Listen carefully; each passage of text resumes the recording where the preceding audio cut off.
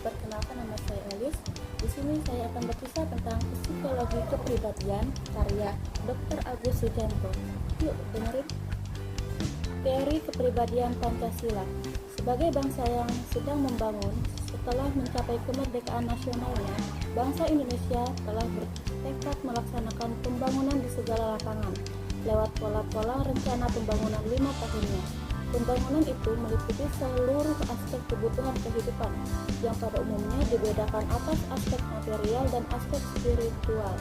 Keduanya harus ditangani secara berkeseimbangan oleh karena manusia adalah makhluk monodualis psikofisis. Tujuan pembangunan itu adalah mencapai kehidupan yang adil dan makmur, serta bersama-sama dengan bangsa-bangsa lain di dunia ini berusaha mencapai perdamaian abadi berdasarkan kemerdekaan nasional dan keadilan sosial. Syarat mutlak tercapainya kesejahteraan dunia adalah bila tiap-tiap negara telah mencapai kesejahteraan berbangsanya sendiri.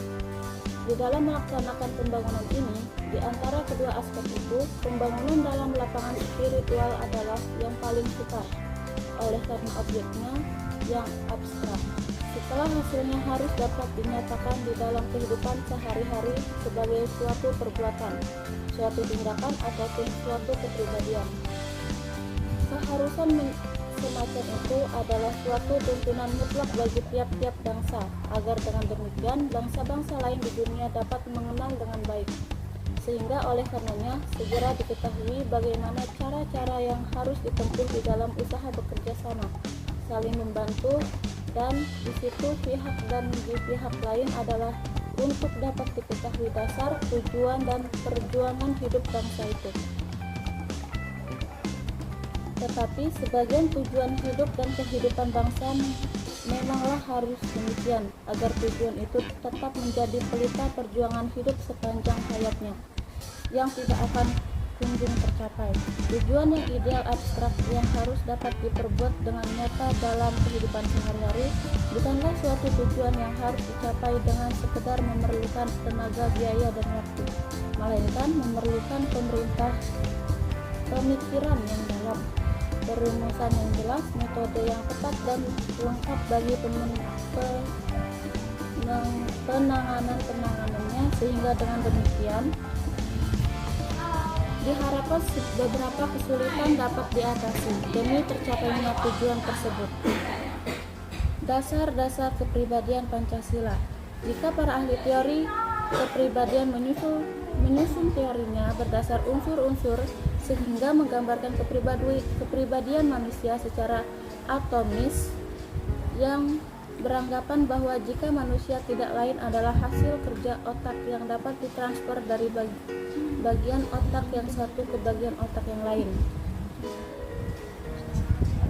Herbert yang berpendapat bahwa jiwa itu mula-mula kosong dan baru akan berisi bila alat indera manusia telah dapat menangkap suatu sehingga meninggalkan tanggapan di dalam jiwa, yang rupanya teori tabula rasanya bernada sama dengan pendapat Herbert yang berpendapat bahwa kepribadian manusia terdiri atas dua substansi yang heterogen, yaitu cogitation dan ectatio.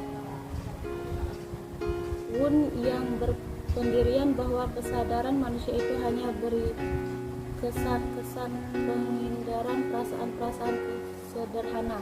Maka pendapat, anggapan, dan pendirian semacam itu telah menimbulkan reaksi dari para ahli yang lain, yaitu dari aliran psikologis Gestalt yang dipelopori oleh Wertheimer, Kafka, Heller, dan lain-lain, yang berkelanjutan pada teori Mendannya Lewin, dan munculnya teori organisme rupanya segera memanggil para pengikutnya, oleh karena di dalamnya terdapat banyak titik-titik yang hampir senyatanya ada di dalam diri individu dengan proses perkembangan dan segala variabilitasnya.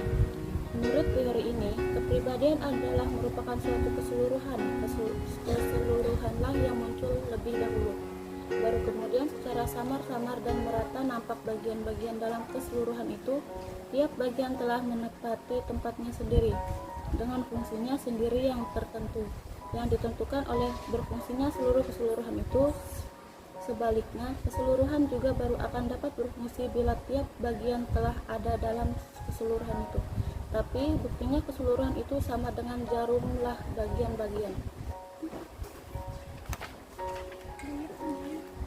Struktur kepribadian Pancasila, seperti halnya aliran organisme, pembahasan struktur kepribadian ini beranjak dari dasar yang merupakan suatu keseluruhan, yaitu dasar Pancasila yang akan menuju kepribadian Pancasila. Pada hakikatnya, sila-sila dalam Pancasila itu adalah merupakan potensi-potensi yang telah ada pada manusia sejak sebelum dilahirkan. Inilah maka falsafah Pancasila itu merupakan falsafah hidup manusia secara universal, seperti halnya sifat monodualis bergandanya manusia, yaitu psikofisis, sosio-individual, dan kulturil religius. Potensi-potensi yang berwujud sila-sila dalam Pancasila itu terbawa oleh kekuatannya sendiri, perkembangannya pun menurut masa dan iramanya sendiri-sendiri pula, yang berlainan antara individu yang satu dengan yang lain. Di dalam perkembangannya, potensi-potensi ini mendapat pengaruh dari lingkungannya, baik lingkungan fisik maupun pengaruh organis, pengaruh sosial maupun non-sosial. Tentang hal terakhir ini telah banyak dibicarakan dalam bab yang terdahulu. Untuk dapat menggambarkan beberapa struktur kepribadian Pancasila itu pada tiap individu, perlu kita adakan perjanjian dahulu, yaitu apabila tiap-tiap sila dalam Pancasila itu dapat kita gambarkan dengan sebuah garis, maka berdasar teori Stern, maka garis itu akan merupakan hasil perkembangan yang makin bertambah panjang, dan sebagai hasil paduan antara potensi yang dibawa sejak lahir dengan pengaruh dari luar tadi, keadaan panjang garis itu pada tiap-tiap individu tidak akan ada yang sama. Demikian pula tiap-tiap sila yang terdapat pada individu itu masing-masing. Dan oleh karenanya, maka bila kelima garis tersebut berbentuk segi lima pada tiap individu, maka bentuk segi lima itu pun akan bertambah besar dengan keadaan yang berlain-lainan pula, baik antara individu yang satu dengan yang lain, maupun pada satu masa ke masa yang lain pada seorang individu itu, maupun kelima garis tersebut selama dalam kesatuan bulat berbentuk segi lima. Untuk lebih jelasnya, apa yang kita bicarakan di atas dapat digambarkan seperti pada gambar A dan B. Gambar A menunjukkan struktur kepribadian Pancasila. A ditinjau dari potensi dasar dalam 4 masa perkembangan, yaitu pada masa anak-anak, masa kanak-kanak, masa anak dan masa pubertas, dan masa dewasa. Pada gambar B menunjukkan struktur kepribadian Pancasila. Si B ditinjau dari tinjauan Pancasila dalam 4 masa perkembangan pula, dengan catatan bahwa bentuk ideal sempurna itu tidak akan tercapai oleh individu yang manapun dan dimanapun sampai akhir hayatnya. Justru Pancasila sebagai tujuan yang harus bersifat ideal.